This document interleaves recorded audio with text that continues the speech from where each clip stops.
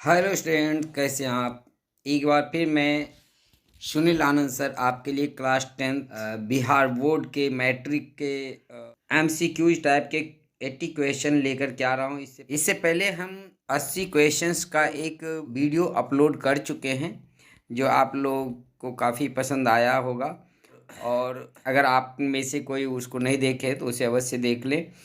ये बहुत ही महत्वपूर्ण क्वेश्चंस हैं जो बिहार बोर्ड के द्वारा जारी किया गया प्रश्न पत्र है, मॉडल प्रश्न पत्र है, उससे लिए गए हैं। और इसमें 80 क्वेश्चंस जो हैं वो आपके लिए काफ़ी महत्वपूर्ण साबित हो सकते हैं। इनमें से 40 क्वेश्चन के जवाब आपके देने हैं। तो आइए शुरू करते हैं। आपके लिए पहला क्वेश्चंस है, इनमें से कौन जैविक संसाधन नहीं है। ऑप्शन है ए मछली, बी मिट्टी, सी पेड़ एंड डी मानव। जाहिर तौर पर जिसमें जीवन होता है, प्राण होता है, वो जैविक संसाधन होता है। मछली, पेड़ और मानव जैविक संसाधन है, जबकि मिट्टी जैविक संसाधन नहीं है क्योंकि इसमें प्राण नहीं होते। दूसरे क्वेश्चन की ओर बढ़ते हैं। दूसरा क्वेश्चन है, भारत सरकार की वन नीति के अनुसार कम से कम कितना प्रतिशत भूभाग वनाच्छादित रहना चाहिए, वन से ढका हुआ होना चाहिए। तो 15%, A B 33%, C 30% and D 45% है। तो इसके सही जवाब हैं 33%। भारत सरकार के वन नीति के अनुसार भारत के 33% भूभाग वनाच्छादित होना चाहिए। हालांकि दुर्भाग्य की बात है कि भारत के 22% क्षेत्र ही वनाच्छादित है। तो आपके लिए ये ऑप्शन बी सही होंगे। नेक्स्ट क्वेश्चन है, महानदी पर कौन सा बांध बना है। महानदी आपको पता है उड़ीसा में बहने वाली नदी है, और इस नदी पर हीराकुंड बांध बनाया गया है। नेक्स्ट क्वेश्चन है, टेक्सोल क्या है। टेक्सोल एक मेडिसिन है और जो कैंसर रोधी दवा है, और कैंसर के इलाज में टेक्सोल का उपयोग किया जाता है। तो सही ऑप्शन इसके बी है। क्वेश्चन नंबर 5 हम देखते हैं, इनमें से कौन धात्विक खनिज नहीं है। तो ग्रेफाइट जो है वो धात्विक खनिज नहीं है, हालांकि धातु के एक दो गुण इसमें पाए जाते हैं, बावजूद ये अधातु है। तो आपके सही ऑप्शन है ग्रेफाइट। क्वेश्चन नंबर 6 है, इनमें से कौन टर्सरी कोयला भंडार का क्षेत्र है। तो टर्सरी कोयला भंडार का जो सबसे बड़ा क्षेत्र है वो मेघालय है। इसके बी ऑप्शन सही हैं। नेक्स्ट क्वेश्चन आपके लिए क्वेश्चन नंबर 7, इनमें से कौन परमाणु शक्ति साधन नहीं है। तो परमाणु शक्ति साधन इनमें से बॉक्साइट जो है वो नहीं है, यूरेनियम, थोरियम, मोनाजाइट, ये सब जो है परमाणु शक्ति का साधन है। Nuclear power, source of nuclear power है। क्वेश्चन नंबर 8 है, भारत को कुल कितने डाक क्षेत्रों में बांटा गया है। ऑप्शन 5 है, ए है 5, बी 6, सी 8 एंड डी 9। तो भारत को इसमें डी ऑप्शन सही होगा। भारत को 9 डाक क्षेत्रों में बांटा गया है। तो आपके लिए ऑप्शन डी सही है। नेक्स्ट क्वेश्चन आपके लिए, इनमें से कौन नदी असम में बाढ़ का कारण है। तो असम में बाढ़ का कारण ब्रह्मपुत्रा नदी है। ब्रह्मपुत्रा नदी जो अरुणाचल प्रदेश से प्रवेश करती है और फिर असम होते हुए बांग्लादेश चली जाती है। तो ब्रह्मपुत्र नदी असम में बाढ़ का सबसे बड़ा कारण है। नेक्स्ट क्वेश्चन है, तरुण भारत संघ एनजीओ का संबंध किस राज्य से है। तरुण भारत संघ एनजीओ का संबंध राजस्थान राज्य से है। नेक्स्ट क्वेश्चन है, इनमें से किसका उपयोग इलेक्ट्रॉनिक उद्योगों में होता है। तो इलेक्ट्रॉनिक उद्योगों में अभ्रक का उपयोग होता है। अभ्रक एक ऊष्मा का कुचालक होता है, और जो इलेक्ट्रॉनिक उपकरण बनाए जाते हैं उसमें इसका इस्तेमाल सबसे ज़्यादा होता है।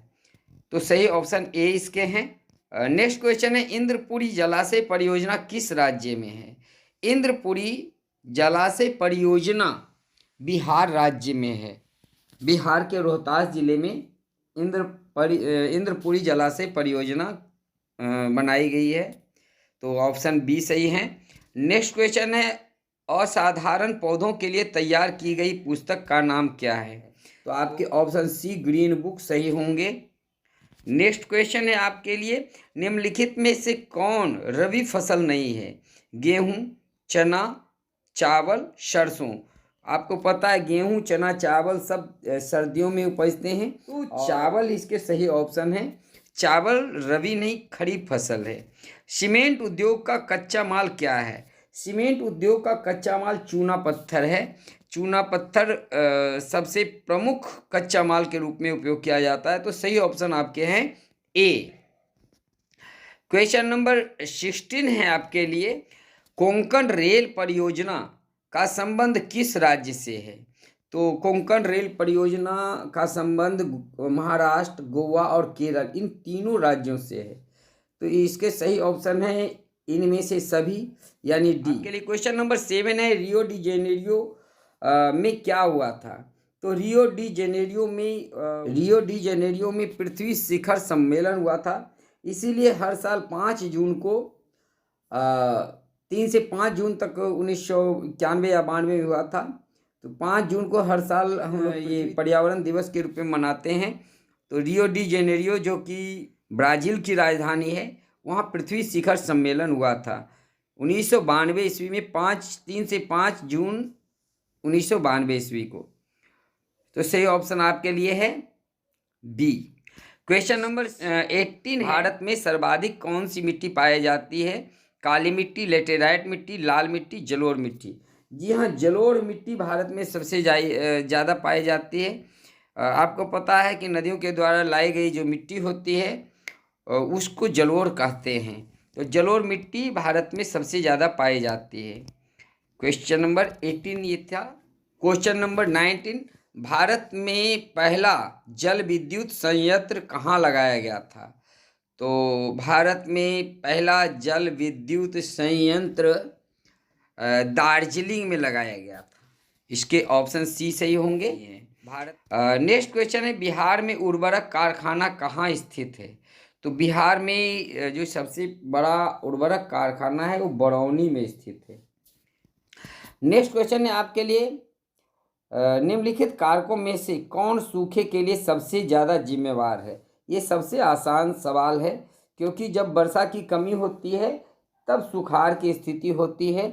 इसे आप स्वयं भी कर सकते हैं, बहुत ही आसान क्वेश्चन है। वर्षा की कमी, सी इसके सही ऑप्शन होंगे।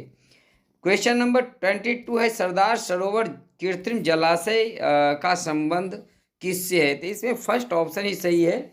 नर्मदा नदी के किनारे सरदार सरोवर बांध का निर्माण किया गया है। उसको बांध बना करके कृत्रिम जलाशय बनाया गया है। इससे गुजरात को पानी की सप्लाई होती है। क्वेश्चन नंबर 23 है, जून 2023 ईस्वी में भारत में कौन सा चक्रवात आया था?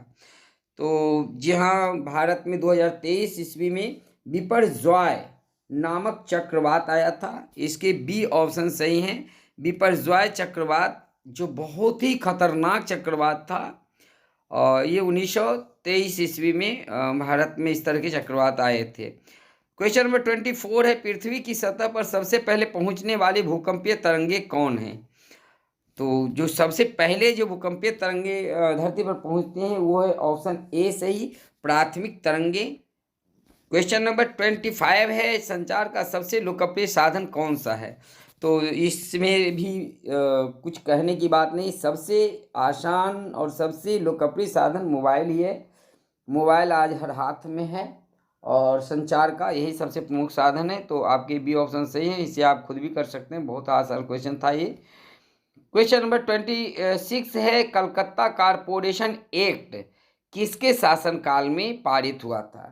तो Calcutta corporation act Lord Curzon के शासनकाल में पारित हुआ था। आपको पता है कि लॉर्ड कर्जन 1899 से 1905 ईस्वी तक भारत में वायसराय के रूप में काम किए थे, और 1899 ईस्वी में इन्होंने ही कलकत्ता कारपोरेशन एक्ट पारित कराया था। क्वेश्चन नंबर 27 है, यूरोप में राष्ट्रवाद की शुरुआत कहाँ से हुई? तो ये सबसे आसान सवाल है। फ्रांस, आप लोग फ्रेंच रिवॉल्यूशन पढ़ रहे हैं, सबसे पहले फ्रेंच रिवॉल्यूशन हुआ था और राष्ट्रवाद की शुरुआत सबसे पहले वहीं से हुई थी। क्वेश्चन नंबर 26 है, राइन राज्य संघ की स्थापना किसने की थी?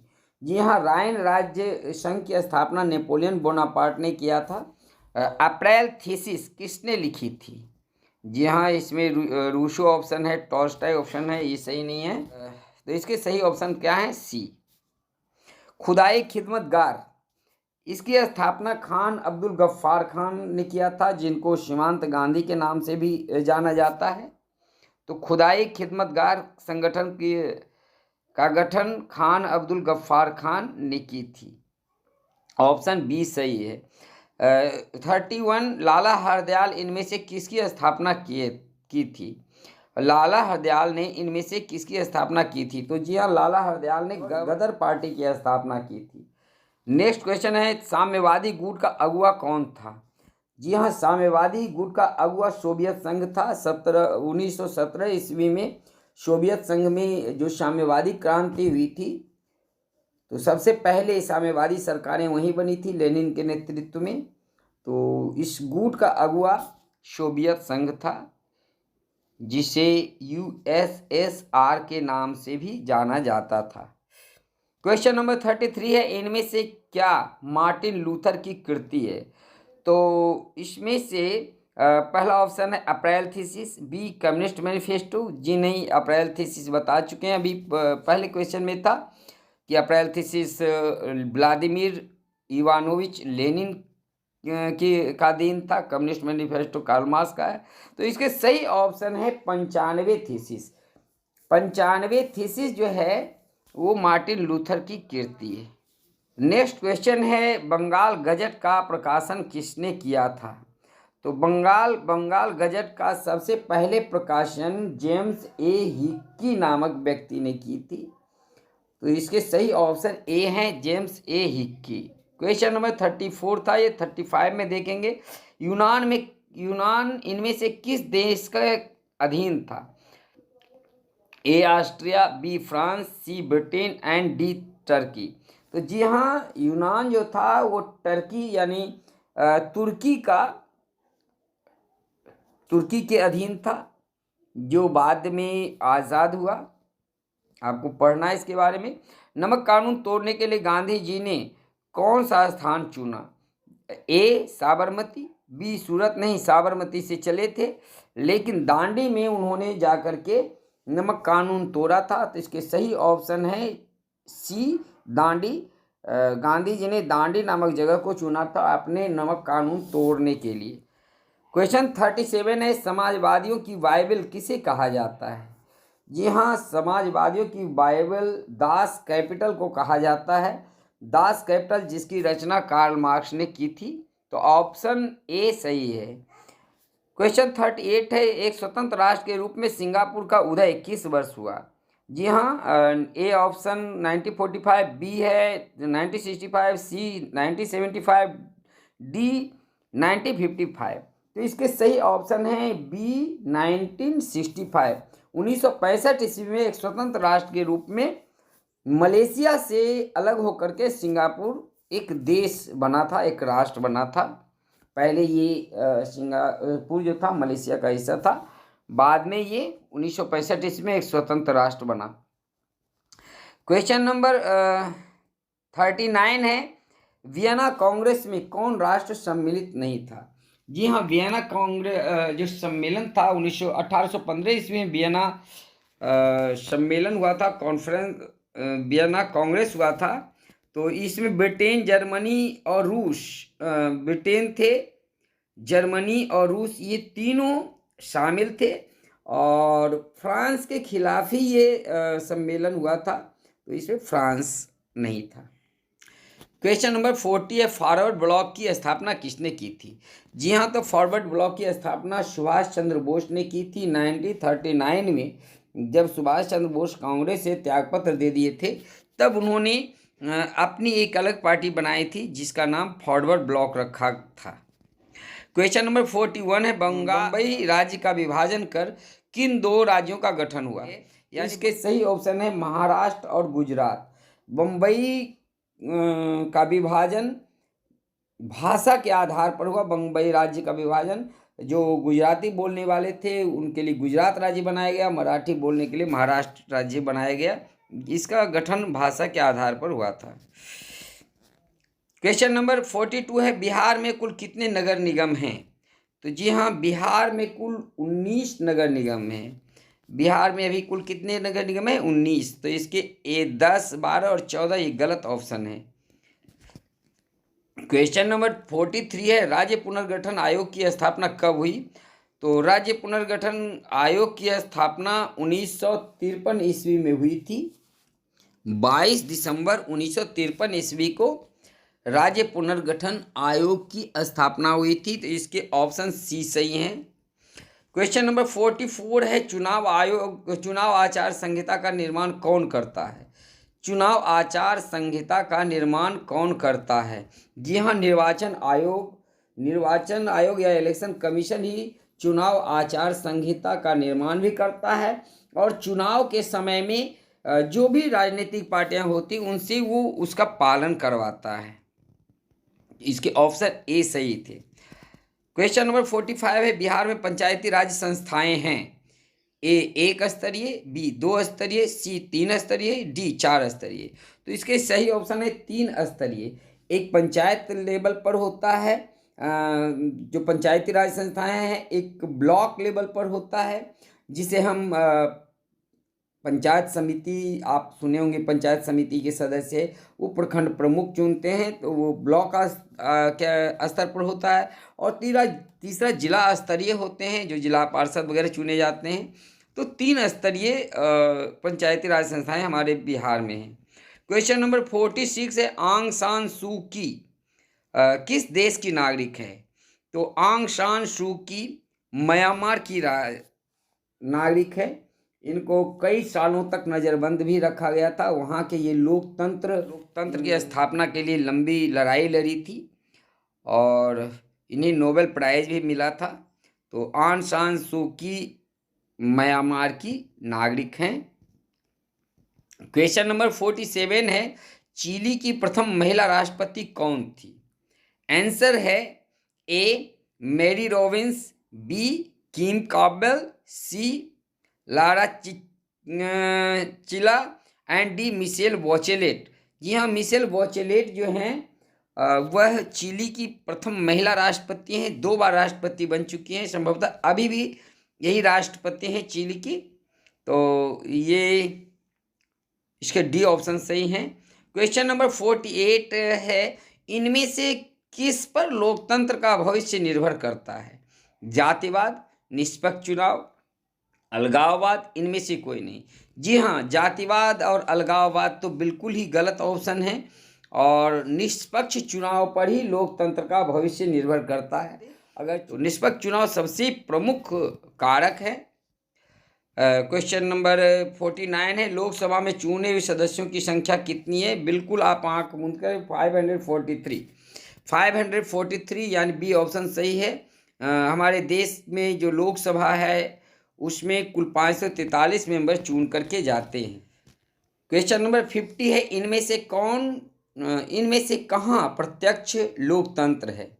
ए स्विट्जरलैंड, बी ब्रिटेन, सी भारत, डी चीन। जी हाँ, प्रत्यक्ष लोकतंत्र स्विट्जरलैंड में है। छोटे देश में ही प्रत्यक्ष लोकतंत्र हो सकता है। क्वेश्चन नंबर 51 है, कितनी जनसंख्या पर एक ग्राम पंचायत का गठन किया जाता है? ए 5000, बी 10,000, सी 7,000, डी 15,000। तो आज के तारीख में 7,000 की जनसंख्या पर एक पंचायत का गठन किया जाता है। तो आपके ऑप्शन सी सही हैं। क्वेश्चन नंबर 52 है, 1975 के आपातकाल की घोषणा किसने की थी? तो उस समय इंदिरा गांधी कांग्रेस पार्टी की नेता थी, भारत की प्रधानमंत्री थी और उन्होंने ही 1975 ईस्वी में राष्ट्रीय आपातकाल की घोषणा की थी जो 18 महीने चला था। तो इसकी ऑप्शन बी सही है, भारतीय राष्ट्रीय कांग्रेस ने। क्वेश्चन 53 है, पूरे जिले का प्रशासन कौन करता है? जिले का एडमिनिस्ट्रेशन कौन देखता है? जी हाँ, जिला दंडाधिकारी, जिसे डीएम भी कहा जाता है, वही जिले के प्रशासन को देखते हैं, जिला का प्रमुख होते हैं। तो इसके सी ऑप्शन सही हैं। क्वेश्चन नंबर 54 है, नेपाल में लोकतंत्र की वापसी के लिए आंदोलन कब हुआ? तो नेपाल में वापसी के लिए आंदोलन 2006 ईस्वी में शुरू हुआ। हालांकि वहाँ बहुत पहले भी लोकतंत्र के लिए आंदोलन चल रहे थे, लेकिन महाराजा ज्ञानेंद्र के समय में सभी विपक्षी पार्टियों ने मिलकर के लोकतंत्र स्थापना के लिए आंदोलन किए, जो 2-3 साल तक चला और बाद में वहाँ लोकतंत्र की स्थापना भी हुई। क्वेश्चन नंबर 55 है जल आपूर्ति के निजीकरण के विरुद्ध कहाँ संघर्ष हुआ। आप पढ़ चुके होंगे, बोलीविया में जो जल आपूर्ति का ठेका निजी कंपनियों को दे दिया गया था, जिससे पानी की कीमतें अचानक आसमान छूने लगी थी, तो उसके खिलाफ वहाँ बहुत बड़ा संघर्ष हुआ। बाद में सरकार को अपनी नीति वापस लेनी पड़ी और उसके लाइसेंस को रद्द करना पड़ा। तो बोलीविया में जल आपूर्ति के निजीकरण के खिलाफ बड़ा संघर्ष हुआ था। क्वेश्चन नंबर 56 है व्हिग एंड टोरी नामक राजनीतिक दल का संबंध किस देश से है। जी हाँ, व्हिग और टोरी ये दोनों राजनीतिक दल इंग्लैंड में थे। इंग्लैंड में इन दोनों जो 18वीं-19वीं शताब्दी में हुआ करते थे। तो व्हिग और टोरी राजनीतिक दलों का संबंध ब्रिटेन से था।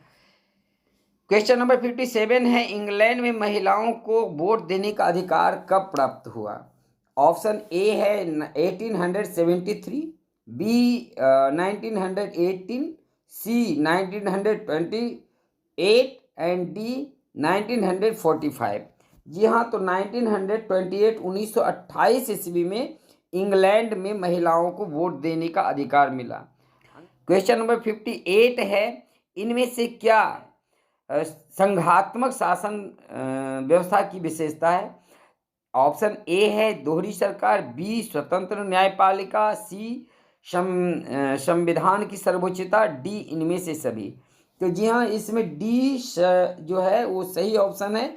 तीनों ही तत्व जो हैं संघात्मक शासन व्यवस्था की विशेषताएं हैं। दोहरी सरकारें होती है, केंद्र सरकार और राज्य सरकार, न्यायपालिका स्वतंत्र होती है और संविधान जो होता है वो सरकार से ऊपर होती है, सर्वोच्च होती है। क्वेश्चन नंबर 59 है पटना नगर निगम में कितने वार्ड हैं। जी हाँ, पटना नगर निगम में 75 यानी 75 वार्ड हैं। क्वेश्चन नंबर 60 है भारतीय जनता पार्टी की स्थापना किसकी अध्यक्षता में हुई। जी हाँ, अटल बिहारी वाजपेयी के नेतृत्व में भारतीय जनता पार्टी की स्थापना 1980 को हुई थी। इससे पहले भारतीय जनता पार्टी को जनसंघ के नाम से जाना जाता था। क्वेश्चन नंबर 61 है राष्ट्रीय विकास परिषद का गठन कब हुआ। ऑप्शन है 1950, 1952, 1964 एंड 1966। तो राष्ट्रीय विकास परिषद की स्थापना 6 अगस्त 1952 ईस्वी को हुआ था। इसके बी ऑप्शन सही है। क्वेश्चन नंबर 62 है भारत में राष्ट्रीय आय की गणना किस संस्था द्वारा की जाती है। तो भारत में राष्ट्रीय आय की गणना नीति आयोग, ऑप्शन है योजना आयोग, केंद्रीय सांख्यिकी संगठन एंड डी राष्ट्रीय प्रतिदर्श सर्वेक्षण संगठन। तो इसके सही ऑप्शन है सी यानी केंद्रीय सांख्यिकी संगठन। सेंट्रल स्टैटिस्टिकल ऑर्गेनाइजेशन जो है उसके द्वारा राष्ट्रीय आय की गणना की जाती है भारतवर्ष में। क्वेश्चन नंबर 65 y = c+i में i क्या है। तो जी हाँ, इसमें i का मतलब ब्याज से, इंटरेस्ट से। क्वेश्चन नंबर 64 है इनमें से क्या शुद्ध राष्ट्रीय उत्पाद में शामिल नहीं होता है। तो शुद्ध राष्ट्रीय उत्पाद में बीमा, कच्चे माल की कीमत, ये दोनों शामिल होता है, लेकिन मूल्यह्रास जो होता है वो इसमें शामिल नहीं होता है। इसके सही ऑप्शन है मूल्यह्रास यानी बी। क्वेश्चन 65 है खनन को इनमें से किस क्षेत्र में शामिल करते हैं। तो खनन को प्राथमिक क्षेत्र में शामिल किया जाता है। ऑप्शन ए सही है। खनन यानी माइनिंग का जो प्रक्रिया है वो प्राथमिक क्षेत्र में शामिल है। क्वेश्चन 66 है किस अर्थव्यवस्था में लोक कल्याण पर बल दिया जाता है। बिल्कुल सही ऑप्शन आपके बी। समाजवादी अर्थव्यवस्था जो होती है उसका उद्देश्य जन कल्याण होता है और लोक कल्याण, इसीलिए भारत को के संविधान में समाजवादी शब्द जोड़ा गया है। तो समाजवादी अर्थव्यवस्था में लोक कल्याण पर ज़्यादा बल दिया जाता है। क्वेश्चन नंबर 67 है, इनमें से क्या पूंजी का पारिश्रमिक है? तो पूंजी का पारिश्रमिक लगान, बी मजदूरी, सी ब्याज और डी लाभ। तो पूंजी का पारिश्रमिक लाभ के रूप में आता है। तो पूंजी का पारिश्रमिक क्या होता है? लाभ होता है। अगर आप कहीं पूंजी लगाते हैं तो उससे आपको लाभ की यानी प्रॉफिट की प्राप्ति होती है। इनमें से क्या संस्थागत वित्त का स्रोत है? तो संस्थागत वित्त का स्रोत इनमें से सहकारी बैंक हैं, या संस्था तो सहकारी बैंक ही हो सकता है, कोई महाजन, रिश्तेदार, व्यापारी नहीं हो सकता। इसलिए आपके सही ऑप्शन सहकारी बैंक यानी डी है। क्वेश्चन 69 है, भारतीय पूंजी बाजार किस प्रकार का वित्तीय संसाधन प्रदान करता है? तो भारतीय पूंजी बाजार अल्पकालीन, मध्य अवधि, दीर्घकालीन, इनमें से सभी, यानी ये हर तरह के पूंजी का वित्तीय संसाधन प्रदान करता है। क्वेश्चन नंबर 70 है, ग्रामीण विकास तथा कृषि के लिए ऋण प्रदान करने वाली संस्थाओं को वित्त की आपूर्ति कौन करता है? इस नाबार्ड इसके सही ऑप्शन होंगे। क्वेश्चन 71 है, भारत में सहकारिता आंदोलन का प्रारंभ कब हुआ? तो भारत में सहकारिता आंदोलन का प्रारंभ 1904 ईस्वी में ही हो गया था। क्वेश्चन नंबर 72 है, विकसित देशों के कार्यबल का अधिकांश हिस्सा किस क्षेत्र में कार्यरत होता है? तो विकसित देशों में देशों के कार्यबल का अधिकांश हिस्सा सेवा क्षेत्र में कार्यरत होता है। आपके सही ऑप्शन सी है, कृषि क्षेत्र, विनिर्माण क्षेत्र बिल्कुल गलत है, और सही ऑप्शन इसके हैं सी, सेवा क्षेत्र। क्वेश्चन नंबर 73 है, भारत की नई आर्थिक नीति कब लागू की गई थी? यहाँ भारत की नई आर्थिक नीति 1991 ईस्वी में लागू की गई थी, जब नरसिंह राव की सरकार थी। नरसिंह राव भारत के प्रधानमंत्री हुआ करते थे और मनमोहन सिंह वित्त मंत्री थे।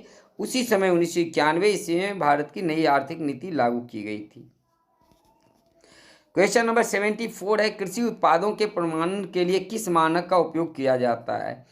ऑप्शन है IAISI, B Agmark, C hallmark and D इनमें से सभी। जी नहीं, तो इसका सही ऑप्शन है एगमार्क। कृषि उत्पादों के प्रमाणन के लिए एगमार्क नामक मानक चिन्ह का प्रयोग किया जाता है। बी ऑप्शन सही है इसके। क्वेश्चन नंबर 75 है, मानव पूंजी का प्रमुख घटक कौन है? तो मानव पूंजी का प्रमुख घटक भोजन, स्वास्थ्य, शिक्षा, ये तीनों ही हैं। इसके सही ऑप्शन डी होंगे। क्वेश्चन 76 है, जवाहर रोजगार योजना कब लागू की गई? 1980, 1979, 1997 और 2004। तो 1989 में राजीव गांधी की सरकार के द्वारा जवाहर रोजगार योजना लागू की गई थी। क्वेश्चन नंबर 77 है, HDI मानव विकास सूचकांक, ह्यूमन डेवलपमेंट इंडेक्स की शुरुआत कब की गई थी? तो इसके ऑप्शन है 1980, 1990, 1970, 1990। तो इसके सही ऑप्शन है बी, यानी 1990 में मानव विकास सूचकांक की शुरू किया गया था। क्वेश्चन 78 है, इनमें से कौन प्राथमिक क्षेत्र की क्रिया नहीं है? वानिकी, मछली पालन, विनिर्माण, पशुपालन। तो विनिर्माण जो है वो प्राथमिक क्षेत्र की क्रिया नहीं है। तो आपके इस 78 का ऑप्शन है बी, विनिर्माण। विनिर्माण प्राथमिक क्षेत्र की क्रिया नहीं है। क्वेश्चन 79 है, इनमें से क्या आवश्यकताओं के दोहरे संयोग की समस्या को हल करता है? ऑप्शन ए है वस्तुएं, बी वस्तु मुद्रा, सी मुद्रा एंड डी इनमें से सभी। तो जी हाँ, इसके ऑप्शन सी यानी मुद्रा है। पैसा ही है जो आवश्यकताओं के दोहरे संयोग की समस्याओं को हल करता है। अंतिम क्वेश्चन है आपके लिए, इनमें से कौन व्यापारिक बैंक नहीं है? State bank of India, Punjab national bank India, भारतीय रिजर्व बैंक और सेंट्रल बैंक ऑफ इंडिया। तो जी हाँ, जो भारतीय रिजर्व बैंक है, जिसको हम आरबीआई कहते हैं, यह कोई भी व्यापारिक क्रियाएं नहीं करता है, बल्कि ये एक तरह से जितने भी बैंक हैं हमारे देश में, सबका हेड है और सबके लिए नियम कानून बनाता है। तो ऑप्शन सी सही है इसके, भारतीय रिजर्व बैंक। तो ये कुल 80 बहुत ही महत्वपूर्ण एमसीक्यू आपके लिए थे, और हम विश्वास करते हैं कि इनमें से बहुत सारे एमसीक्यूज आपके क्वेश्चन में आने वाले हैं। तो आप इसका रिवीजन करें, बार बार देखें सुने। और इससे पहले भी हमने एक वीडियो अपलोड किया है अपने चैनल पर क्लास 10th के एसएसटी के, और इसमें से जो इतिहास, भूगोल, नागरिक शास्त्र यानी सिविक्स, और जो डिजास्टर मैनेजमेंट है, उन सभी से क्वेश्चन शामिल हैं। और ये क्वेश्चन पेपर आपको पता है कि बिहार बोर्ड के द्वारा जारी किया गया प्रश्न पत्र है से ही है, मॉडल क्वेश्चन पेपर्स हैं, काफ़ी महत्वपूर्ण साबित हो सकते हैं आपके लिए। तो आप इसे बार बार देखें, और अगर कोई सवाल हो तो आप कमेंट बॉक्स में ज़रूर पूछें। और अगर आप हमारे चैनल पे हैं तो इसको सबसे पहले सब्सक्राइब कर लें और बेल आइकन को दबा दें, ताकि आपको हमारा नोटिफिकेशन मिलता रहे। और वीडियो को लाइक करना नहीं भूलें। अपने जो भी क्लास 10th के स्टूडेंट्स हैं उनके बीच में वीडियो शेयर कर दें, ताकि वह भी इसका लाभ उठा सकें। आपके लिए बहुत बहुत शुभकामनाएं। आपका दिन शुभ हो और आपकी मेहनत सफल हो। Thanks for watching.